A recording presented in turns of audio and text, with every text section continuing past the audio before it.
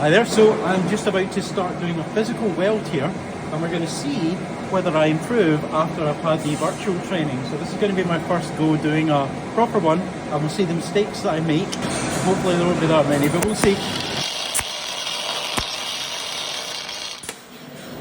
How do you think that went? I think that went okay. I think that I managed to try to keep the angle okay, but I started going a little bit too fast, just about 2/3 of the way through.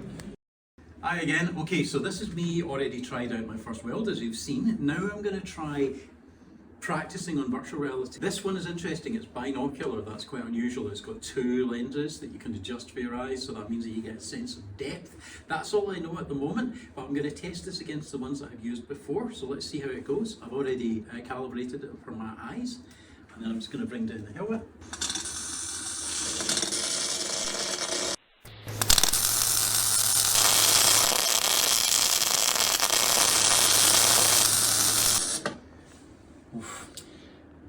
Okay, so our contact tip to work distance could be better there, okay? End pass, we've got some porosity there, do you remember? Yeah. In my opinion, the two most important ones when you're learning is contact tip to work distance. We've got 22 out of 100, so we can improve on that. And also the travel speed, not bad, 75, but I think we could do with a better position. Visual aids are all off. Oh, so I've took the scaffolding away now. Right, okay. Okay, so nice and slow.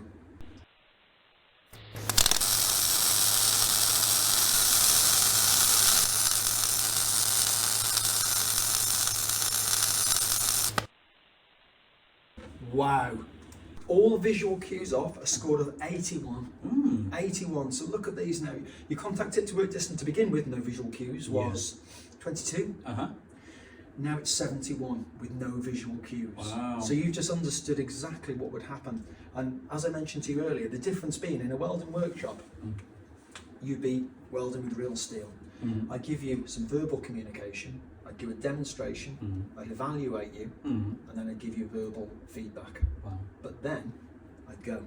Yeah. I've got 13 other welders to come and see, so you won't see me for 10, 15 minutes. So by the time I've come back to you, you'll be a little bit frustrated. You may have forgotten some of the tips that I've given you, and we'd have to start again. Maybe a little bit more improved, but only a little. Would I have done more than one coupon while you were away? You certainly would have. You'd have maybe gone through 7, 8 at £1.80 a go. Just for the metal? That's purely for the steel, that's let alone the gas, the kilowatt hours, the welding wire. The costs here, it's just what, maybe a kilowatt that you're using, kilowatt hour or something like that? A whole lesson, I've got a couple of pounds. Really? As opposed to a 2-hour lesson in workshop, £220. What? Some institutions would come to a student now and say, well done, you've got 82, but if you were to ask that student why they got 82 out of 100, they wouldn't be able to tell you. When it's used right, you can visually look at all these now and you know. I mean, what's your weakest one there? Probably the contact to work distance again. Yeah. You know, I was being guided mostly on this by sound.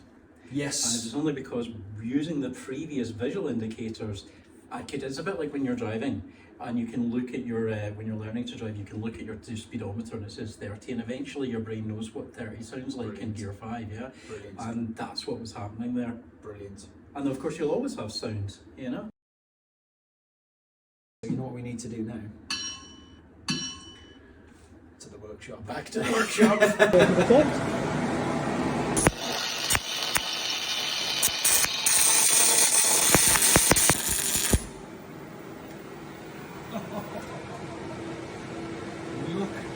that. For me, 50-60% better than your last attempt. Consistency. Beautiful. Beautiful.